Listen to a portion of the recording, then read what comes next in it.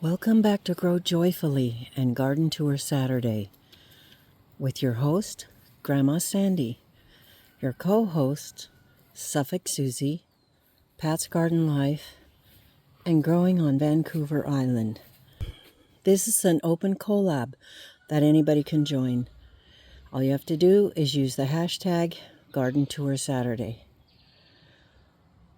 Well, we are now in August. We're entering the late part of the summer. We still, of course, have all of August and September, part of October. But it's really hard to believe that we're here. The season has definitely flown by. How do you feel about your garden season? Did you accomplish most of what you wanted to? I think I did in most ways. There's always something to work on, something that's too grassy, too weedy, that didn't live through the season, and etc. But for the most part, it's been a really great garden year. I'm still waiting on those tomatoes, though. I've had a few start to ripen. I've had some chocolate sprinkles, some sweet 100s, some 42-day tomatoes, and Thorburns terracotta. So it is very hopeful. We're moving into the harvesting and processing time, though, and that gets pretty busy. Hopefully, I'll be able to keep up with it. It's time to tie up these golden glow flowers of my mom's. I think I'm going to have to take the whole thing and stake it up or tie it up to maybe that column right there.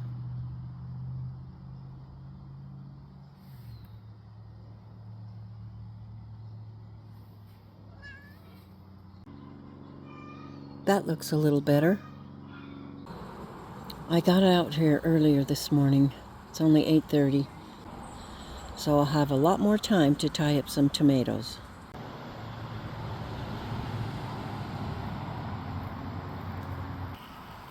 I've just got to plant them earlier. They're so far behind. I don't know if it's because of where we moved them this year or the year or whatever it is. We've got some growing here, as you can see, but it's the 2nd of August and we're just not getting many. And yes, it typically goes late like this. Last year seemed a lot earlier, but we often get our best harvest towards the end of August and into September. One of the Gazante tomatoes is ripe. It's the accordion-shaped stuffer. And also, I didn't even notice, there's some big hill determinants ready. There's one here, here, and here, here, and here. Wow, looks like there's 4 or 5 of them. I better go get my clippers and get these harvested. Those are pretty tomatoes. It's my first year growing the Big Hill determinate. They look like sunbursts. They're so pretty. My husband has been working hard on trying to establish hydrangeas and rhododendrons here in the shade. This was kind of a no man's land, kind of a waste area. This one actually bloomed very beautifully this year, so that's exciting. And here's a pretty one here too. They're very hard to grow here where I live because it's so hot and dry. People can do it, but it's difficult.